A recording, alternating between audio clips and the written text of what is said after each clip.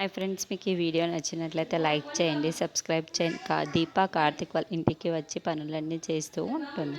అది చూడగానే అక్కడున్న జోష్న అయితే ఇది నాకు పెద్ద కొంపలాగా తయారయ్యింది, దీనికి ఎలాగైనా సరే బుద్ధి చెప్పాలి అని చెప్పేసి దీప దగ్గరికి వెళ్తూ ఉంటుంది. ఇంతలో అక్కడున్న దీపని చూసి, ఏంటి దీప ఇవన్నీ పనులు చేసి మా బావ దగ్గర మార్కులు కొట్టేస్తే తనకి దగ్గర అవ్వాలనుకుంటున్నావు కదా అని చెప్పేసి అంటుంది. ఆ మాటలు వినగానే అక్కడున్న దీప అయితే, జోష్న నువ్వు ఎక్కువ మాట్లాడుతున్నావు, కొంచెం తగ్గి మాట్లాడితే చాలా మంచిది, అలాంటి మాటలు తప్పుడు మాట్లాడుకోవద్దు అని చెప్పేసి అంటూ ఉంటుంది.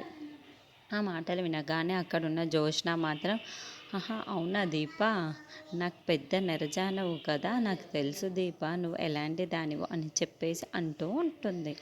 ఆ మాటలు వినగానే అక్కడున్న దీపకైతే చాలా కోపం వచ్చేసి, జోష్న నువ్వేం మాట్లాడుతున్నావో నీకు అర్థం అవుతుందా, అర్థమై కాని మాటలు మాట్లాడకు, ఇప్పుడే నేను నీకు మర్యాదగా చెబుతున్నాను అని చెప్పేసి అంటుంది.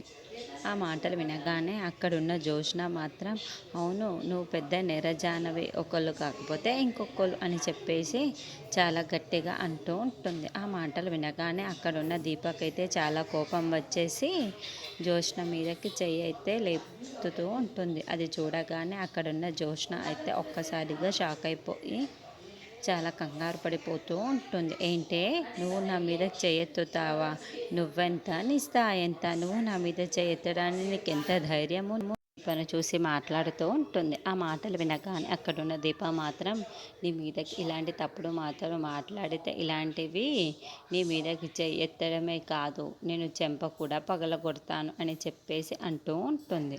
ఆ మాటలు వినగానే అక్కడున్న జోష్న అయితే చాలా కంగారు పడిపోతూ ఉంటుంది. అవును జోష్న, నువ్వు తప్పుడు మాటలు మాట్లాడి నా దగ్గర మాట్లాడితే మాత్రం నీ చెంప పగలగడం మాత్రం ఖాయం అని చెప్పేసి అంటూ ఉంటుంది.